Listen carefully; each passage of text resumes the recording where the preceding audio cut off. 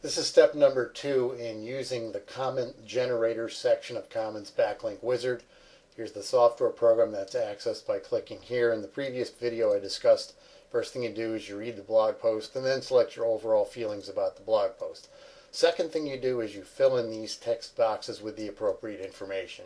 This here on the web page when you come to the site blog comments backlinkwizard.com. This is an expanded view of that section right here. And all you do is you enter a sentence. Doesn't have to be, a paragraph or even a bunch of sentences. You could just answer them with one sentence. Let's say you read the blog post and you selected that you found the page to be interesting. Indicate why you found the page to be interesting. In the second text box, you enter what you like best about the blog post. And then the last text box, you enter some sort of a final thought or maybe a suggestion about the blog post. Very simple. What I will do is stop the video, fill out these 3 text boxes, and then click Create New so you can see the kind of comment this program makes.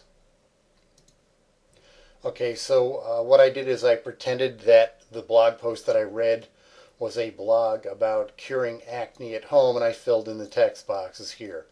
I find the page to be interesting because you reveal so many homemade methods of curing and dealing with zits. What I like best about the blog post is a suggestion where you talk about using lemon rind to dry up the skin and stop zits in the first place.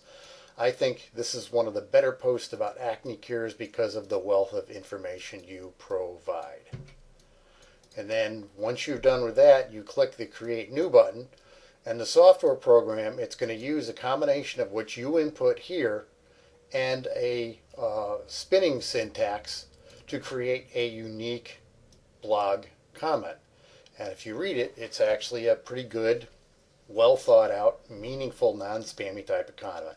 No kidding. Personally, my thoughts regarding this blog post is somewhat interesting, and the reason for that is you reveal so many homemade methods of curing and dealing with zits.